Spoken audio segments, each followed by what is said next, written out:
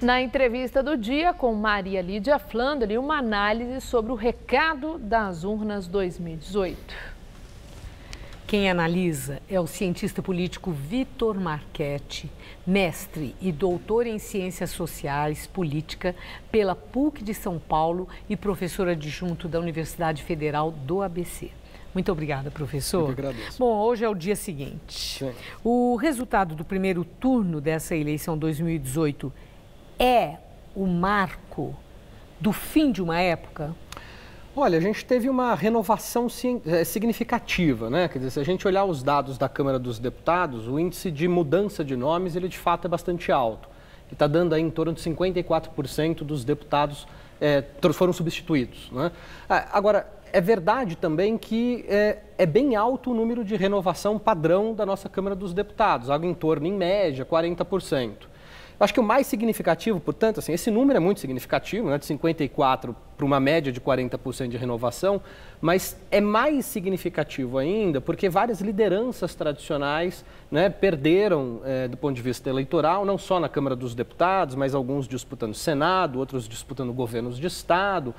Enfim, várias lideranças tradicionais não obtiveram sucesso. Me parece que esse é um recado bastante significativo. Quer dizer, você tem os números, né, dos investigados na Lava Jato, você tem um número bastante grande de políticos que não se reelegeram, né, ainda que alguns tenham obtido sucesso, mas obtiveram sucesso também utilizando estratégias Bom, eu observo o seu subiótimas, cuidado, né, em usar a expressão significativo.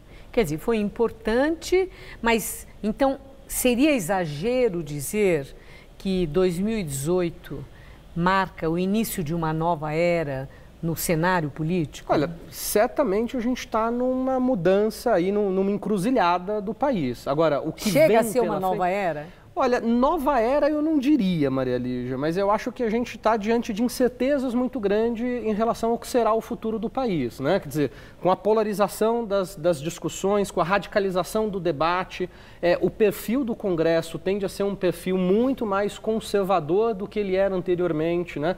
Lideranças religiosas muito mais fortes, lideranças ligadas a alguns setores da economia do país, enfim, tende a ser um Congresso Nacional muito mais conservador do ponto de vista dos valores morais, do ponto de vista dos valores que estão hoje sendo debatidos nas políticas identitárias e que, portanto, a gente não sabe que, de fato, vai acontecer com esse Congresso. E vai ser muito impactado pelo que vai acontecer do ponto de vista da eleição presidencial. Sem dúvida.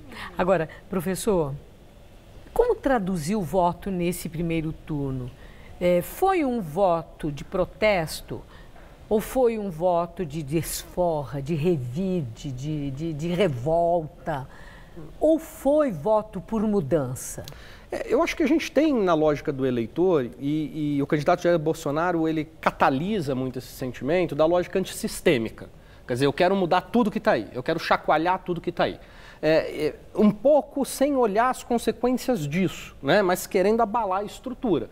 Eu acho que esse ano significa muito a dissolução do sistema partidário brasileiro, né? Veja, partidos tradicionais, partidos que sustentavam o regime democrático até então, sofreram baques eleitorais muito importantes, né? O PSL hoje é a segunda maior bancada da Câmara dos Deputados e o PSL está longe de ser um partido orgânico, tradicional, com base social, enraizamento. Então, me parece que isso é muito significativo em relação ao que está acontecendo com a democracia brasileira. Bom, professor, eu vou pedir licença ao senhor. Nós temos uma notícia em primeira mão, muito importante, no cenário político. Claro. Peço ao senhor licença e vamos a ela. Gamberini. O Diretório Municipal do PSDB decidiu expulsar hoje o ex-governador Alberto Goldman, que se recusou a apoiar a candidatura de João Dória ao governo de São Paulo. Além de Goldman, Saulo de Castro Abreu Filho, que foi secretário de Segurança do Estado, e mais 15 pessoas foram também expulsas do PSDB pelo mesmo motivo. Eles ainda podem recorrer da decisão, segundo uma informação do partido. Alberto Goldman, que sempre foi contra a entrada de Dória no PSDB, disse que ninguém no partido tem estatura moral para banir as atividades dele, que chegou a ser presidente nacional do PSDB no ano passado, durante a crise com as denúncias de corrupção contra Aécio Neves. Maria Lídia. Bom, professor, eu passo a palavra para o senhor agora. É impactante uma notícia dessa, um político com o perfil que tem Alberto Goldman na história recente, né, da política do Brasil, com uma atuação intensa, atuação densa, tanto investido pela legitimidade do voto, como em cargos na administração pública. Foi ministro de Estado, secretário de Estado e governador do Estado de São Paulo. O que é isso que está acontecendo? Sim, e conecta perfeitamente com aquilo que a gente estava dizendo, né? Quer dizer, uma dissolução importante do sistema partidário brasileiro que atingiu em cheio os partidos que ocupavam esse centro-direita da política brasileira. O PSDB foi impactado em cheio nessa reconfiguração do sistema partidário, porque o PSDB se renovou com lideranças que radicalizaram o discurso. Quer dizer, o fato de Dória, ontem, antes do seu partido se reunir para discutir a questão, né, para decidir uma posição, já anuncia apoio a Jair Bolsonaro, significa que Dória não segue qualquer diretriz partidária. Né? E imagino que este debate dentro do partido tenha se esgarçado, se exacerbado a ponto do partido tomar uma decisão como essa. Bom, se Dória não segue a diretriz partidária, é de se indagar, e no caso, em relação ao Alberto Goldman, que publicamente rejeitava o nome dele para qualquer cargo eletivo para prefeito, falou aqui no Jornal da Gazeta sobre isso, e agora, sobre a candidatura ao governo do Estado, também repudiou essa candidatura claramente. Pode-se supor que Dória seja o artífice dessa expulsão, não só de Goldman, como de Saulo Castro e os mais 15 que... Sim, eu não tenho a menor sombra de dúvidas em relação a isso, porque me parece que o que está nos bastidores aí desse conflito e dessa expulsão é a disputa de Alckmin e Dória. Quer dizer, que se reflete um pouco na disputa Márcio França e Dória no segundo turno nas eleições paulistas. Né? Quer dizer, Márcio França era o vice de Alckmin.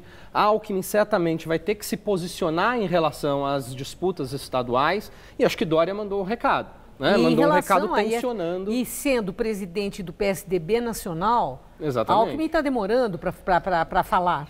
Porque já deveria ter falado, no seu entender. Que Alckmin tem o seu estilo que todos conhecemos de consultar as bases, de ouvir certas lideranças, de tentar pactuar e unificar o partido. Mas acho que o PSDB ele sai como, nesse processo todo, do impeachment até agora, não é à toa que Tasso Gereissati, muito recentemente, né, dá uma entrevista ao jornal fazendo uma análise e um balanço dos equívocos do PSDB antes de terminar as eleições. Quer dizer, então o PSDB vem num processo... Está derretendo, a gente pode dizer, é um partido que está indo assim rapidamente para um estado terminal? Eu acho que o PSDB está sofrendo aquilo que o sistema todo está sofrendo, quer dizer, uma crise muito profunda de se manter. Partidos como o PT, que são mais orgânicos, mais capilares, conseguem de alguma maneira sobreviver. Veja que o PT ainda tem a primeira bancada da Câmara dos Deputados, né? Mas também tem sofrido baques bastante importantes, com lideranças importantes fora do cenário, lideranças importantes presas. Enfim, todo o sistema partidário tradicional está sofrendo um abalo sistêmico. E esse abalo sistêmico produz consequências que ainda a gente não consegue medir, né? O eleitor comum pode olhar para isso e bater palmas, achar que isso está sendo maravilhoso. Só que eu não conheço democracia em lugar nenhum do planeta que funcione com um sistema partidário todo corroído e destruído. Quer dizer, sistema partidário corroído e destruído é um belo palanque para o surgimento de líderes populistas que impõem a sua vontade sobre o parlamento e podem, portanto, ferir a democracia. E gravíssimo isso aí, esse cenário que o senhor acaba de descrever, muito grave para a preservação, né, da democracia. Exatamente. Sem dúvidas. Democracias dependem de partidos. E partidos precisam ser corrigidos e não exterminados. Muito obrigada, professor. Uma boa noite. Boa noite. E o Jornal da Gazeta termina aqui.